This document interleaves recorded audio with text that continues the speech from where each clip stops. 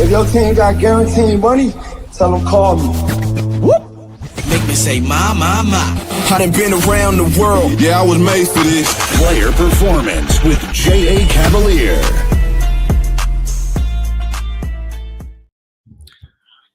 What's going on, everybody? How y'all doing today? It is conference finals time.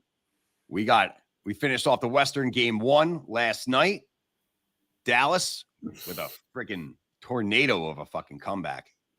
5 goals in the third against Edmonton last night. We got game 2 tonight, Carolina and the Cats. Will Carolina answer? Will the Cats just keep fucking rolling? Let's check in with our boy Les first. Les, how we doing today? What a wild one last night, man. Like, I was ready to turn this game off about halfway through the second. I was just like, I'm not feeling it. Edmonton looked good. They finally scored a power play goal on the road. First time in, 15 attempts or something. And then I'm laying in bed, and my wife is like, oh, Dallas scored. Oh, Dallas scored again. Oh, Dallas scored again. All right, now I got to get up, go back and see what the fuck is going on. This game was over. Well, I mean, they say the 2-3 goal lead is the worst lead to have in the game, which is a weird phenomenon when you think about it. It's like that false sense of security, right? But Edmonton just found the way to get to the box, and Dallas's power play was buzzing. And like, I can't really fault Stuart Skinner on some of these goals because there was a lot of traffic in front of him. Some of the goals, there's no way it would have had to hit him for him to make the save. So I think Edmonton needs to make an adjustment, stay out of the box a little bit better.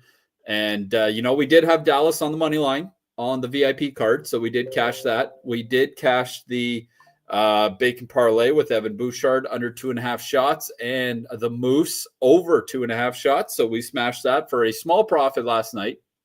So we will take that, because let me tell you something. This is a tough series to handicap, a tough time of year to handicap with the best 4 teams now playing, right? So and let's be honest, these really are the best 4 teams. They are the best 4 teams. Somebody's backdoored their way in here or snuck in here. Everybody that's here deserved to be here. And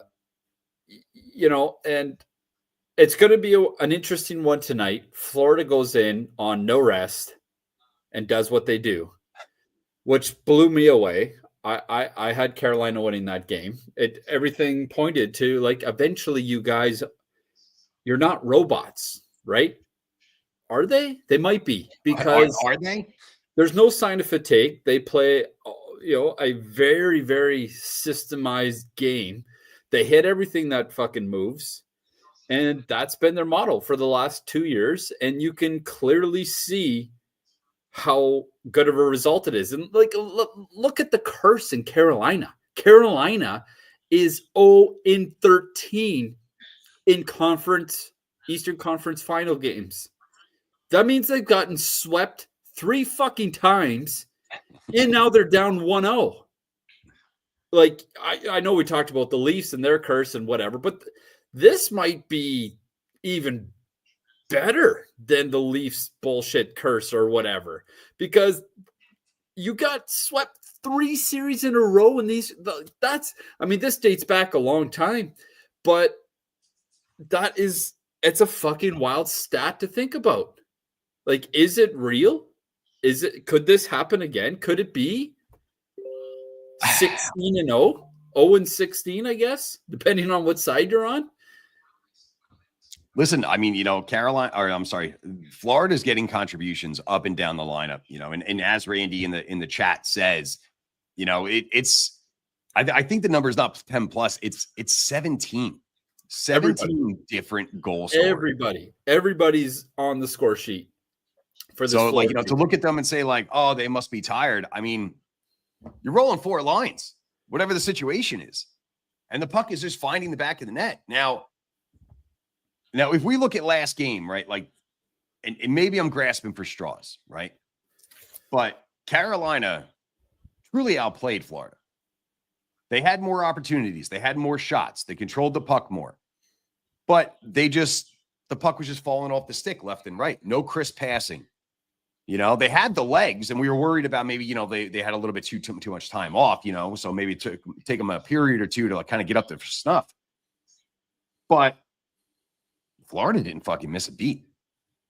They were just ready to roll. And the concerning part for me, and the nervous part as far as like, you know, backing Carolina here, is the one where is the guy that you walked into this series and saying like, oh, this is the best goalie in the playoffs, Freddie Anderson. He was Swiss fucking cheese. Ugly goals got by him last game. Well, I mean, you can't be excellent every game. We see that happen on every series. It just happened to be the Florida Panthers, which everybody's still trying to figure out how they are as good as they are. I can't blame him for all of it. Some of the turnovers Carolina had in their own end were pretty bad, which kind of left him to get hung out to dry a little bit. It's interesting. Actually, you know what? On a side note, this is kind of funny. And of course, this has to do with the Leafs. So I'm going to bring it up. Just, I know it's you know, we're squirreling here a little bit, but this is interesting. Did you know the Buffalo Sabres have more series wins than the Leafs do? And they haven't made the playoffs for 14 fucking years. Yeah. And they still have more series wins over the last 15 years. Jeez. He's dead. I saw Leave him that alone. today, and I had He's to look dead it up already. I had to look it up myself. I'm like, there's no way this is true. They haven't made the playoffs in 14 years. It was true. Anyways, side note, I had to get that off my chest because I've been just itching to tell somebody that, and you guys are my only friends. So We got so you, it is what it is. You know, it was kind of a weird thing last game with Marchand getting tied up with Ghosty. He kind of wings one at him right at the blue line. I was like, what the fuck is he doing? And then in the press conference, he comes out and he goes, yeah, I meant to do it. Well, of course he did. You're not fucking tricking anybody. Like How many times you hear a guy actually own up to it? Yeah, I wanted to hit him. Like, I mean, Marshy's only 5'8", so you didn't. I think he got a piece of his elbow or whatever, but he did not like that, and rightfully so. Which sucked for us because we had him ATG, and he gets ejected, and he gets the fucking boot. Yeah, double minor and a 10. Come on, this isn't minor hockey. That's a bullshit call. And even he was like, what the fuck? Are you kidding me? He fucking rifled the puck at me. I can kick him out. Nonetheless, I'm still trying to figure out how I want to play tonight because it's an interesting spot. And the worst part is I can see Florida fucking winning again. It's just an awful spot for Carolina. You got to think that all the pressure is on them. Almost a must win. And I don't like saying that at game 2, but almost a must win. Yeah, I mean, like it's hard to not look at it and say, hey, this is not a must win. You know, I mean, like you want to go back down to fucking Florida, down 0-2, right? With last season's, thoughts still stuck in your head, getting swept in round 2. And I know not a lot of these players have been here during this, 13-game conference finals, terrible streak going on. But listen, everyone's talking about it. The media is bringing it up, so, you can say like, listen, I wasn't even here in 13. Well, you're fucking here now. And now you're getting the fucking sauce about it. So I don't know, man. I mean, listen, Carolina is a phenomenal home team, right? They're 5-1 in the postseason, right? They're 31-9-1 in the regular season.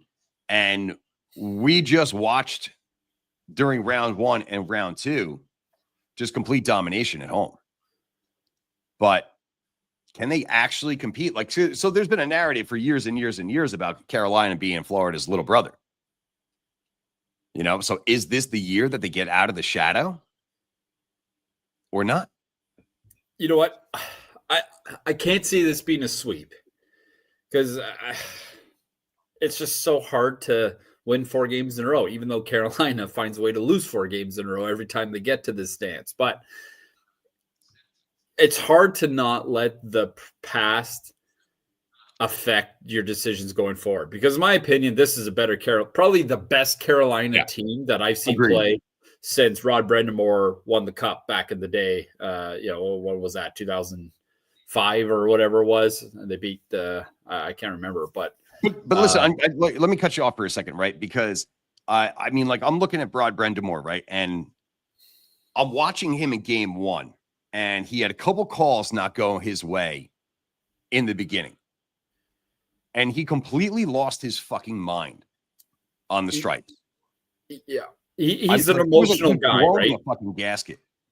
But in a game like this, like, you know, I bring it up because we talk about, like, you know, when the Leafs were in round one, and who was it? Mark Savard, the assistant coach on the Leafs, lost his mind over a goal, and Craig Berube grabbed him by the collar and said, "Hey, calm down." Right? Like, we play within ourselves. You know what, though? It's an emotional game. It's easy to get very involved and very invested. And a guy like Rod is probably the most competitive guy behind a bench in the NHL, because he's not that old. You know, it wasn't that long ago where he was, you know, the captain of this team. So I don't think he has complete control over his emotions, especially when things aren't going well. Compared to like Paul Maurice, where you look at him, the guy's calm as a cucumber all the time. Mr. Always Personality. got the answers. He's always funny in the press conferences, win or lose. You know, it was funny because they were talking about Bob and the relationship Paul and Bob have. And Paul's like, I don't know. I don't know the guy at all. Like, I say hi to him when we're getting coffee at the coffee machine, and that's it. I don't fucking talk to him. I don't tell him how to play his game. I know nothing about fucking goaltending. So why would I even speak to him? Like, you don't hear shit like that from a head coach, but he's right. He's like, yeah, you're right. Why would you try to manage a goaltender when you know nothing about goaltending? That's why you have goalie coaches. You know, they report back to you anything that you need to know. But as far as, you know, shooting the breeze, you know, hey, how are the kids? You know, that's the extent of the relationship between Paul Maurice and Bobrovsky, which is, it's funny because you think of how pivotal Bobrovsky is for the Florida Panthers, and the relationship that they have is so generalized. I struggle to believe that's how every NHL team. I feel like a lot of head coaches want to micromanage everything. And I know if I was a head coach, I would want to. I would want to know everything that's going on. I would want how's this guy doing? How's he feeling? What's going on over here? Do we clean up this? I would need to know everything. I would need to know everything. And if I didn't like it, I would want them to change things, even though it might not be right. And I wonder if that's maybe what's going on a little bit with Rod Brendamore. He's still pretty new as far as the coaching stuff goes. Like, you look at Paul Maurice, he's a future Hall of Famer. He's been fucking coaching since I was in diapers, for fuck's sakes. Like, he's been around the block, and he knows how to deal with these high pressure situations. And really the pressure is on Carolina, and he knows it. The team knows it. So, I mean, I'd like to see Carolina get a win. I think they're not going to get swept, but you know what? Alex in the chat made a kind of a good point. You know, the Hurricanes played against a very hurt Devils team. Yeah. Right. And then Washington, which nobody had Washington winning that series. Nobody. Even the sports books had fucking Carolina like minus 200 or 220 at the beginning of the series for Carolina to win that series. So is Carolina getting a little bit too much credit? Maybe, but their record is still good. They're still a really good team. They're well coached, but it's an interesting spot because you don't really know how good you are until you play a team like Florida. And here we are. Florida's that type of team to let you know exactly who you are. I mean, they roll, like I said, they roll four lines. They play a heavy game, and that was kind of my little knock on Carolina. As much as Carolina is all about that forecheck and fire the puck to the net and see what happens. Florida's just bigger, and I don't think that necessarily Carolina got bullied in game one. But you can't tell me there's a single guy in that locker room that isn't a little shook. I think it was definitely a wake-up call for some of these guys. Because let's face it, Washington isn't anywhere near as physical as Florida is. Nobody really is. Right. Like let's be honest. So, that game one, it's an interesting spot because you feel out the other team. You know what the lines are going to be matched as. You know who you're going to be probably playing against for the next Low blow, 7 Randy. days. Low blow. Randy. Can you boot guys? Because we brought you on the team last time, man. I mean, we didn't bring up what your pick was, like let's just keep it clean, keep the gloves on. Yeah, pretty sure his lost too. So we're all wearing that one, Randy. Yeah, no, it's all good. That's that's part of it's from a gambling perspective, which is really why we're here. Losing, you have to know how to lose, and if you don't know how to lose, you cannot do this racket. It's not for you, because losing, it's like baseball players. They only need to be good 30% of the time, and they're one of the best in the league. Yeah, you're a Hall of Famer with a 300 average, failing 7 out of 10 times. Exactly, which is kind of fucky to think. And that's obviously not what we're doing here, because we win a lot more than 30%. No, put it in perspective. But exactly, and that's just it. That's right, Trevor. Yeah, exactly. So it's all about the managing of units. Randy, you nailed it on the head. It's we talk about it every fucking show that you got to manage the bankroll properly. Max bets lose, 100-star monsters lose, parlays lose. It's a real thing. Manage your bankroll, you will be fine. Listen, I mean, you look at analytics, in game one, right? And Carolina outshot Florida 33-20, right? They dominated the faceoff circle with 60%. For all intents and purposes, it should have been a Carolina win, but it wasn't. Right? It's kind of the same thing. All the signs are pointing to a dub, but it just doesn't come out in the end. But I mean, how do you see Carolina bouncing? Do you see Carolina bouncing back? Do you think that they're going to have, a better effort? Do you think now that they have game one under their belts, they're going to settle down a little bit, have crisper passing, better shot selections? Or do you think they're just going to be a fucking tornado in a cornfield here and just all over the place? I think Carolina played a good game in game one. I bet you the message from Rod wasn't, wow, guys, we need to be better by a lot. I don't think that was the message after that game. It was, we had our chances. We didn't put the puck in the back of the net. And they did.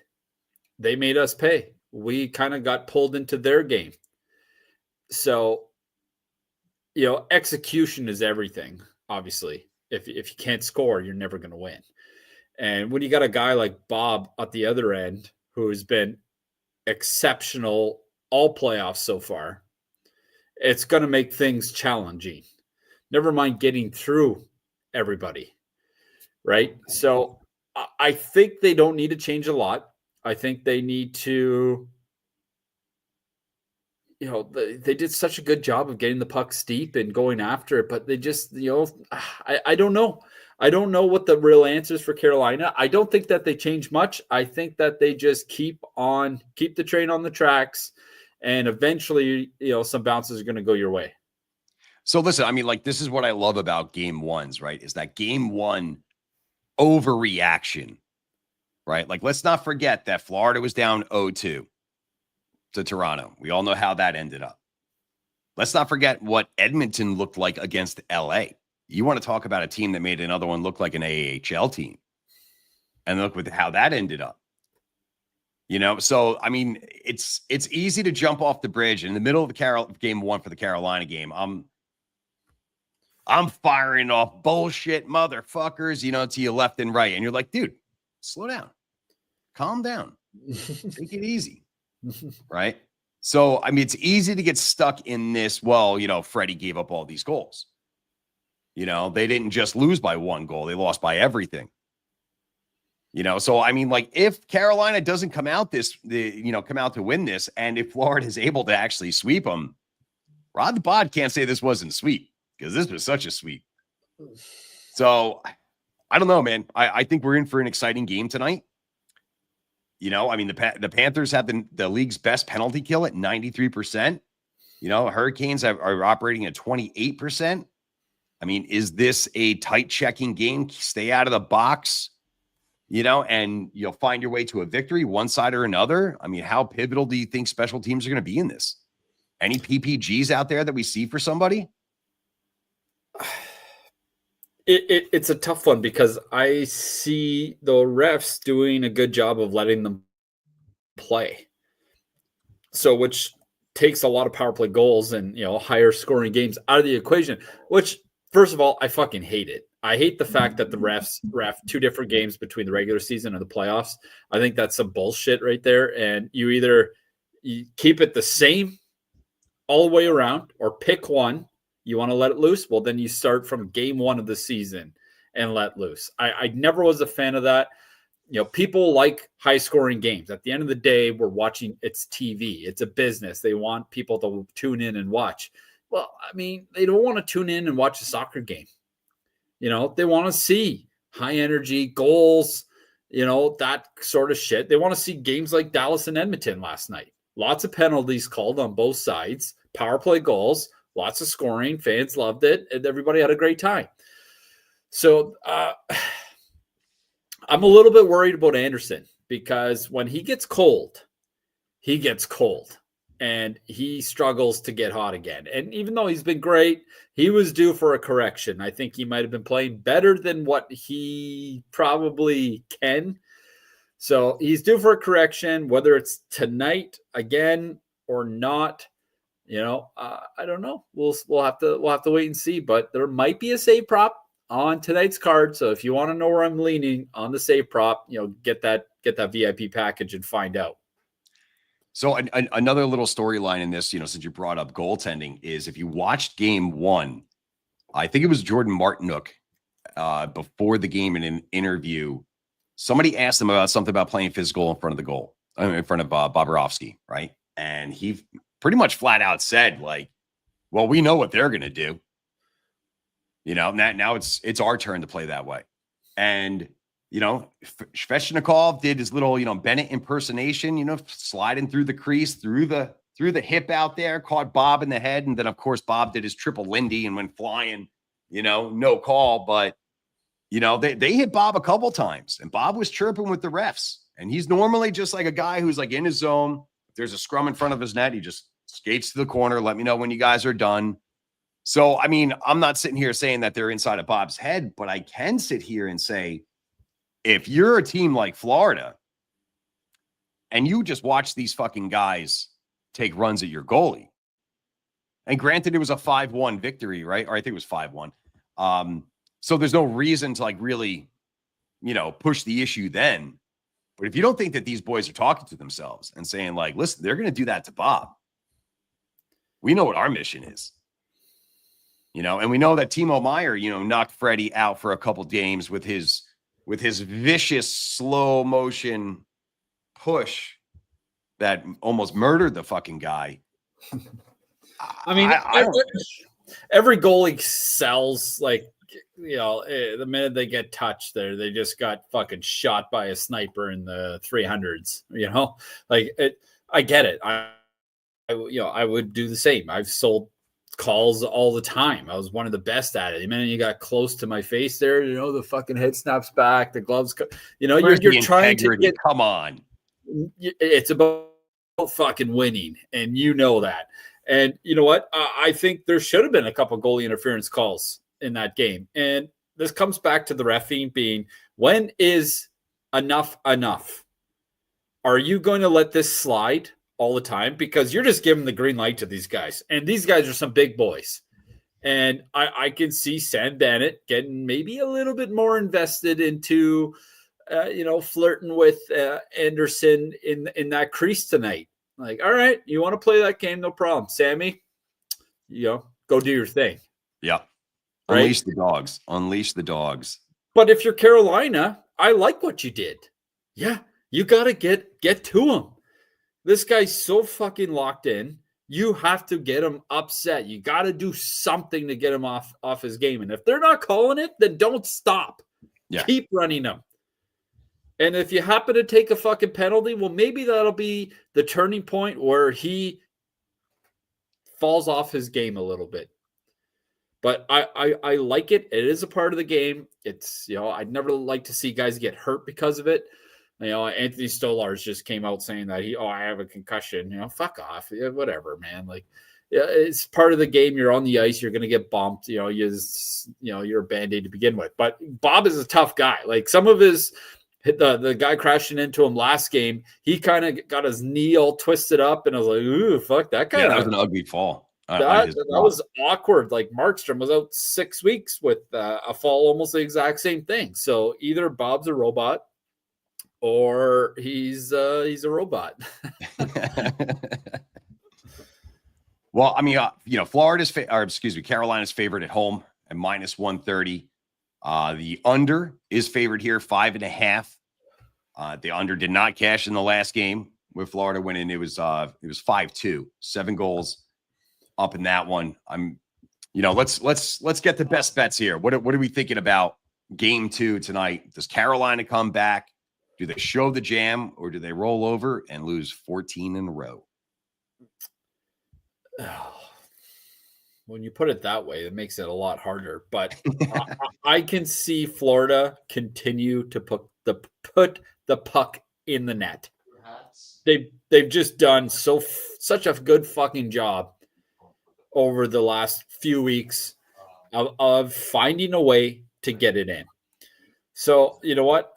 And if they do, it's probably going to be because of either Barkov, Sam Bennett has played a big role in it. Reinhart, all these guys are producing a point every night. But one guy that I think is probably the most underrated player on Florida is Carter Verhaeghe. And I was just looking at him, dude. I am going to roll with him to get a point tonight. He's such a clutch player. And I thought he struggled a little bit this season, but I don't think they keep him for the season. This is a good playoff guy to have. He finds a way to get it done. Verhaeghe, over half a point. It's -125. I think that's what we got to do with. That's our best bet tonight. Listen, Verhaeghe is a playoff guy. This is why you bring a guy like this onto your team. It's not necessarily about his regular season. He was banged up this year.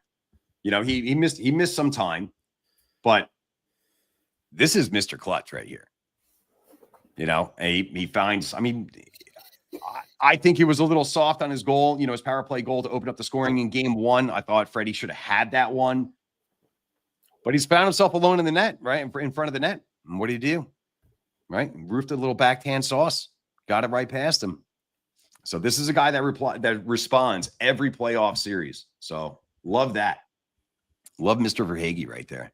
Even Evan Rodriguez, another clutch playoff guy that gets no credit. You look at the success of the Florida Panthers last year, and a big part of that reason was because of him. Kind of a no-namer, but gets it done. Clutch guy. Maybe you want to consider him to get on the score sheet because it's usually plus money too. Well, I mean, a team like this, it's not hard to kind of deep dive into finding, second line scoring, third line scoring. I mean, shit, man, maybe you keep an eye on AJ Greer on the fourth line. He scored back-to-back goals in back-to-back games here. I mean, this team just every single one brings it, So, all right. Let's move on to a little DGen parlay, a little 4-legger. Need to get this one tonight. Randy, we'll give you a night off. Maybe we'll circle back to you next game. What are we thinking here? You want to kick us off? Or do you want me to just start off with my auto bet? You got your auto bet? All right. Yep. Go ahead. Auto bet. Sergei Bobrovsky over 26.5 saves. I'm not scared that it rose from 25.5 to 26.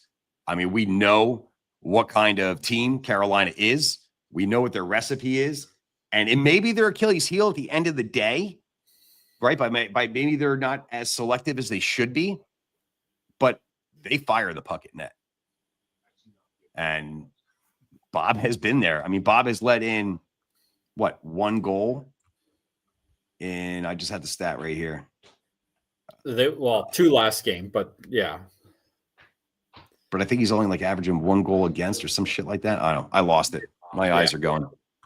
But Bob's been standing on his head. There he is. So he's got a 1.21 goals against, a 9.52 save percentage. I mean, he's allowed 6 goals in 5 games, in the last 5 games.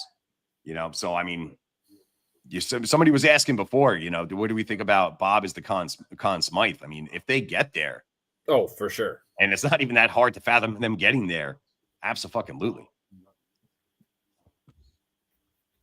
100%. So to follow that up then, I'm going to go right back to what we just talked about and put Evan Rodriguez on this card. He had 2 assists in game 1. He's just been one of these guys that find a way to log 16, 17 minutes a game and still get on the score sheet. Now, he's only gets on it. He's got a point in 3 out of his last 4 games. So he's getting better as the series goes on, but this is a nice plus money bet. So if Carolina gives up 4 or 5 like they have been to Florida, I don't mind it. So take them. A-Rod. E-Rod. E-Rod, yep. E-Rod. A? Like that kind of A. A, yeah. All right, I'm going to have to pull down a juicy one here. I got it at minus 195, and it's not necessarily, or maybe do I get ballsy? Is it a ballsy kind of day today? Hey, the Lord hates a coward, brother. Oh, all right. Well, I loved this game in game 1. I've loved this game all playoffs. I mean, this guy has really stepped up and, shined. I love me some Sebastian Aho tonight. And we're not going an over point. We're going ATG. Ooh. I got plus 170 right now. Aho to find the back of the net. ATG, baby. That's ballsy considering Bob has only let in 1 fucking goal a game, but it's the one that's going by him at least. You hope so. I'm going to stick to a Carolina prop as well. But was it a juice box play?